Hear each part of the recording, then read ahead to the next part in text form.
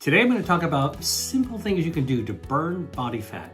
And if you want to actually lose body fat, you got to be able to do something that you can commit to for a while. Dr. William Li is an internationally renowned physician, scientist, groundbreaking researcher, and best-selling author. As the president and medical director of the Angiogenesis Foundation, he is the author of the best-selling book, Eat to Beat Disease, which explores the science behind how food can be medicine. Known for his engaging speaking style, Dr. Li frequently appears on global platforms to share insights into optimizing health, longevity, and well-being through evidence-based approaches. First, fast intermittently if you want to lose body fat. When you're eating, your insulin levels are up. Your body wants to draw energy into your cells to power you up. But when you're not eating for a long period of time, you're fasting. And when you're fasting, your insulin levels go down. And when your insulin levels go down, what happens is that your metabolism switches gears into fat burning mode. From fat growing mode, storing energy, to fat burning mode. And that's what happens with intermittent fasting. And it is something that you should actually try to do if you are actually burning body fat. You do intermittent fasting every single day when you're sleeping. So when you're sleeping, you're not eating. And when you're not eating, you're fasting. So intermittently fasting means having dinner, going to bed, waking up, having breakfast. That's intermittent fasting. Intermittent fasting helps burn body fat without exercise by tapping into the body's natural metabolic processes. During fasting periods, insulin levels drop, signaling the body to switch from burning glucose for energy to breaking down stored fat into fatty acids and ketones, a process called lipolysis. This shift encourages the use of fat as the primary fuel source, especially during extended fasting periods when glycogen stores are depleted. Intermittent fasting can enhance metabolic flexibility, reduce hunger hormones like ghrelin, and increase fat-burning hormones such as norepinephrine, making it an effective strategy for fat loss even without exercise. The second tip that I'm about to give you, which is to extend your fasting time as long as possible.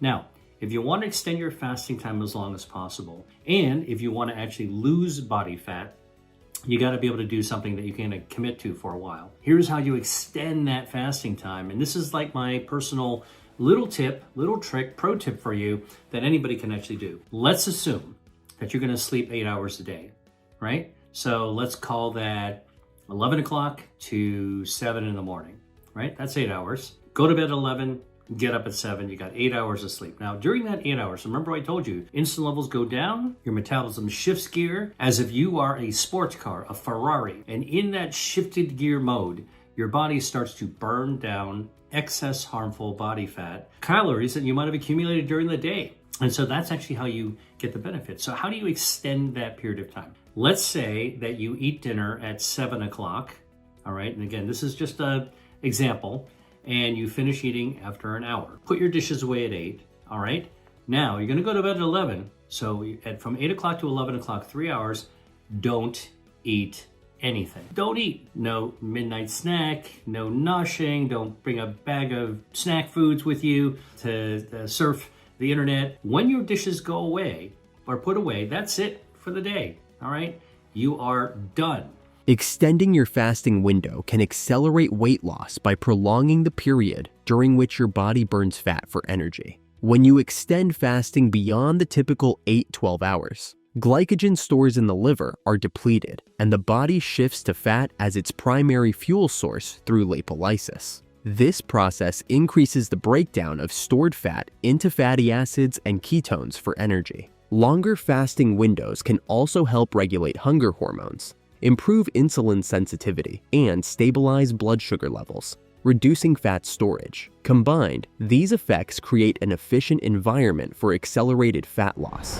Do not overeat, all right? Because you're gonna be hungry and you're gonna want to load up. In fact, what I want you to do to get a little extra juice out of your intermittent fasting and up your body fat burning and health gain, I want you to decrease your caloric intake by a third. That means I want you to remove a third of what you would normally take on a plate. Now, before you do this, you might not even realize how much you take on a plate. We don't tend to think about it, but the next time you actually serve yourself something, a breakfast, a lunch, dinner, or go out to a restaurant, all right, take a look at how much is actually on your plate. Then what I want you to do is mentally remove a third of it, and that's all I want you to eat. All right, no seconds. That's the key thing. 0, no seconds. Now, you cut down caloric intake by a third. Now you've got less fuel to burn down, less extra body fat to burn down that next night of intermittent fasting of 12 hours of fat burning. You're not eating too much. In fact, you're cutting back a little bit. Now you've got less to burn off. All right. So that's the third tip. Decrease your caloric intake by about a third. Reducing caloric intake helps burn fat without exercising by creating a calorie deficit, where the body uses more energy than it receives from food. To compensate for this deficit, the body taps into stored fat for energy, breaking it down into fatty acids and ketones. Over time, this process leads to fat loss. Lower calorie intake can improve insulin sensitivity, reducing the likelihood of fat storage and promoting a leaner body composition. Fourth one is don't eat ultra-processed foods. Cut it down, cut it out. All right, it's very hard not to eat ultra-processed foods. Honestly, it's the stuff we all grew up on. I certainly grew up on it. But I can tell you, with an open kind of mind, mindful eating, you want to actually cut down or cut out. I recommend cutting out eating ultra-processed food. What's an ultra-processed food? You probably recognize it when you see it, right? It's something in a box. It's something in a can. It's something in a plastic package.